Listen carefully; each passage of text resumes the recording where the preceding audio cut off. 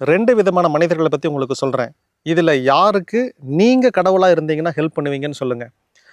நம்ம கோயில் இடமாற்றம் பண்ணிட்டோம். அமெரிக்காவிலேருந்து ஒருத்தர் வராரு. வந்து அதே பவானி பைபாஸில் இறங்கி ஆட்டோ பிடிக்கிறாரு. கேளக்கியர் சித்தர் கோயிலுக்கு போகணுன்னு. ஆட்டோக்கார் சொல்லிட்டார் அவங்க இங்கே இல்லை, மொத்தமாக பிரிச்சுட்டு வெள்ளி திருப்பூர் கிட்ட விராலி காட்டூரில் இடம் வாங்கி அங்கே கோயில் கட்டி போயிட்டாங்க, நீங்கள் அங்கே போங்க அப்படின்னு. இல்லை, நான் அந்த இடத்துக்கு தான் போகணும் அப்படின்னு.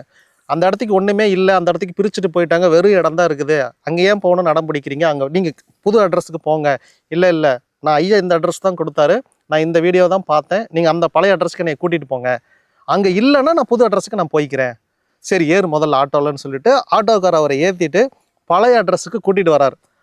பழைய அட்ரஸில் கட்டுமான பணிகள்லாம் பிரிச்சுக்கிட்டு இருந்தாங்காட்டி நான் அந்த இடத்துக்கு இருந்தேன்.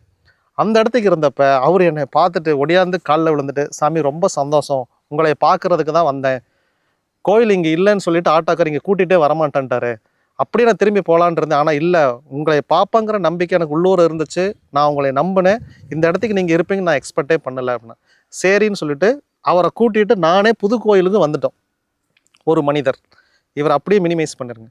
இன்னொரு மனிதர் தருமபுரியிலிருந்து வந்தார். தருமபுரியிலிருந்து வந்து அதே மாதிரி பழைய பவானி பைபாஸில் இறங்கி ஆட்டோக்காரை கேட்டிருக்காரு, இந்த மாதிரி சித்தர் கோயிலுக்கு போகணும், அவங்க இங்கே இல்லை, விராலி காட்டூருக்கு எடுத்துகிட்டு போயிட்டாங்க. திரும்பி பஸ் ஏறி வீட்டுக்கு போயிட்டார். வீட்டுக்கு போயிட்டு அடுத்த நாள் எனக்கு ஃபோன் பண்ணுறார், சாமி இந்த மாதிரி நேற்று கோயிலுக்கு வந்தேன், அட்ரஸ் மாற்றிட்டிங்களாம்மா? ஆமாம் மாற்றிட்டோம், நாங்கள் தான் குரூப்லேயே போட்டிருந்தோம், ஃபேஸ்புக்கில் வீடியோ போட்டோம், இன்ஸ்டாகிராமில் போட்டோம், யூடியூப்பில் போட்டோம், நிறைய போஸ்ட் போட்டோமே, நான் எதையுமே பார்க்கல சாமி. சரி பரவாயில்ல, எது வரைக்கும் வந்தீங்க? பவானி பைபாஸ் வரைக்கும் வந்தேனே.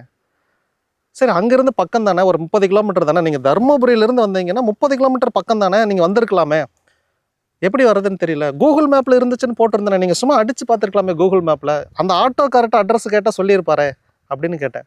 இல்லை சாமி, நான் வெளியூரில், அதனால் நான் கேட்கல. உங்கள் மனசில் இன்டென்ஷன் இருக்கணும், இல்லை நான் பார்த்து தான் தீர்வேன். அமெரிக்காவிலேருந்து வந்த நபர் அவருக்கு எப்படி இருந்திருக்கும், எவ்வளோ செலவு பண்ணி வந்திருக்கிறாரு. இல்லை நான் அந்த அட்ரஸுக்கு போகிறேன், இல்லைன்னா நான் திரும்பி போய்க்கிறேன், இதில் என்னத்தை போய் இவ்வளோ தூரம் வந்துட்டேன், இன்னும் ஒரு 2 கிலோமீட்டரில் போயிடுறதுல என்ன ஆகும்? இந்த 2 கிலோமீட்டரில் தான் உங்களுக்கு வாழ்க்கையில் புதையலே இருக்குது. அடுத்தவன் பேச்சை கேட்டு யாரெல்லாம் திரும்பி போகிறீங்களோ உங்களுக்கு எப்படி கடவுள் கிடச்சிருவார்? அப்படி கிடச்சிட மாட்டார். எளிதில் நீங்கள் கடவுளை நெருங்கவே முடியாது. போராடுங்க, கடைசி வரைக்கும் போராடுங்க.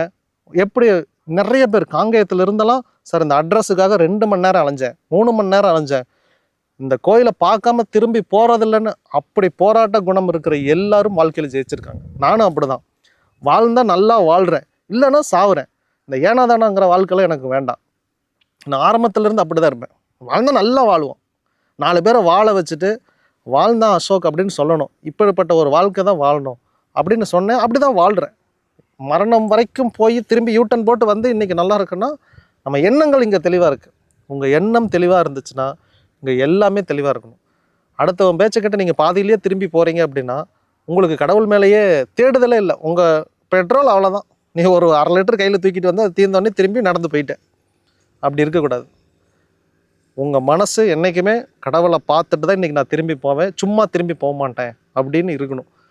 அப்படி இருந்துச்சுன்னா விடாப்புடி குணம் யாருக்கு இருக்கோ, இந்த பிரபஞ்சம் உங்களுக்கான பிரபஞ்சம், இந்த வாழ்க்கை உங்களுக்கானது, இந்த பிரபஞ்சம் உங்களுக்காக காத்திருந்து எல்லாவற்றையும் செய்து கொடுக்கும். வெற்றி சீக்கிரமாக கிட்டும். கேளக்கியர் சித்தர் நமோ நமக.